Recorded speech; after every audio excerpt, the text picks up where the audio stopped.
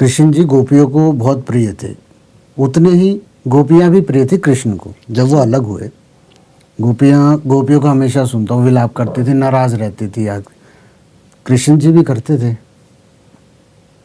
बिल्कुल है ना। बिल्कुल उन्होंने अपने भाई से बोला था, जी। है ना। शास्त्र में स्पष्ट लिखा है, श्री कृष्ण को मथुरा में रोता हुआ उद्धव देखते हैं, तो उद्धव ने कहा कि तुम उनको भूल क्यों नहीं जाते ब्रजवासियों को।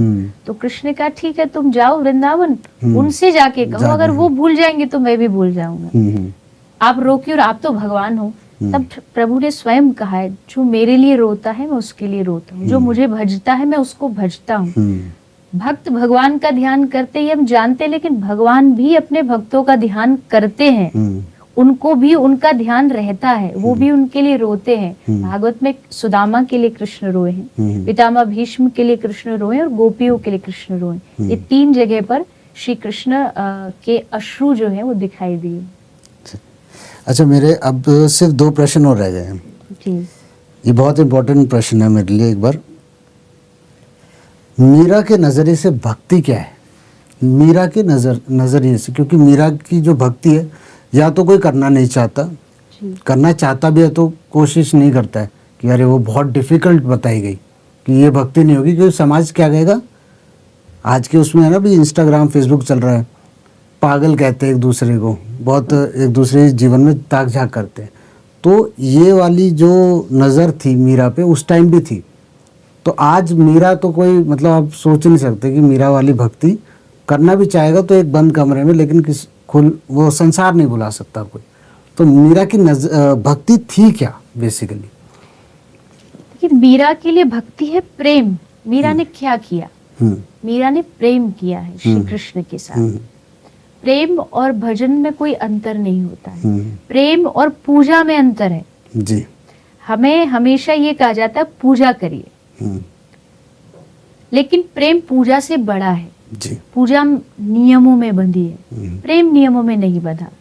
मीरा नियमों में नहीं बंधी। मीरा को बंधन में बांधने के अनेक प्रयास किए परिवार ने, ससुराल पक्ष ने, लेकिन मीरा, क्योंकि मीरा भक्ति है और भक्ति कभी बंधती नहीं है।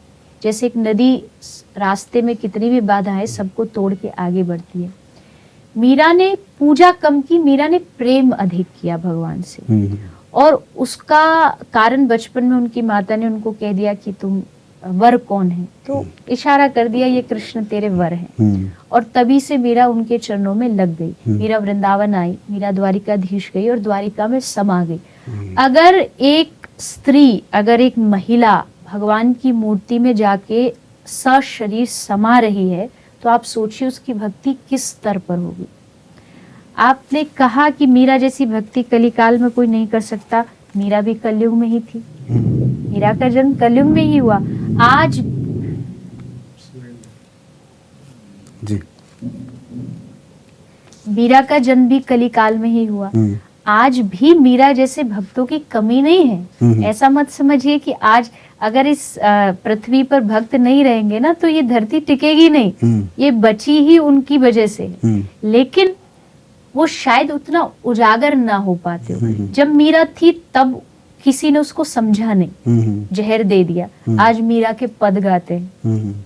जब हमारे पास कोई होता है महापुरुष, तब हम उसकी महत्वता को नहीं समझते। उसके चले जाने के बाद हम उनकी आरतियां उतारते हैं। जब भगत सिंह थे तो सूली पर चढ़ा दिए, आज सब कोई राष्ट्रभक्त बन जाता है।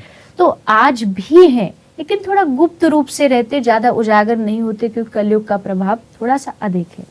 पर मीरा की भक्ति अगर कोई करना चाहता है तो मुझे लगता है आप प्रेम करना सीखिए भगवान से। अगर आप भगवान को अपना बना लेंगे, आप भगवान से अपना कोई रिश्ता बना लेंगे, तो आपको भगवान की पूजा नहीं करनी पड़ेगी। जैसे अभी हमको कहना पड़ता है भगवान को याद करो। आपके घर के बच्चे हैं, आपके घर की बेटी है, कभी उसको याद करने के लिए आपको कहना पड़ा कि माला जपो, अपनी बेटी का नाम याद करो? क्यों?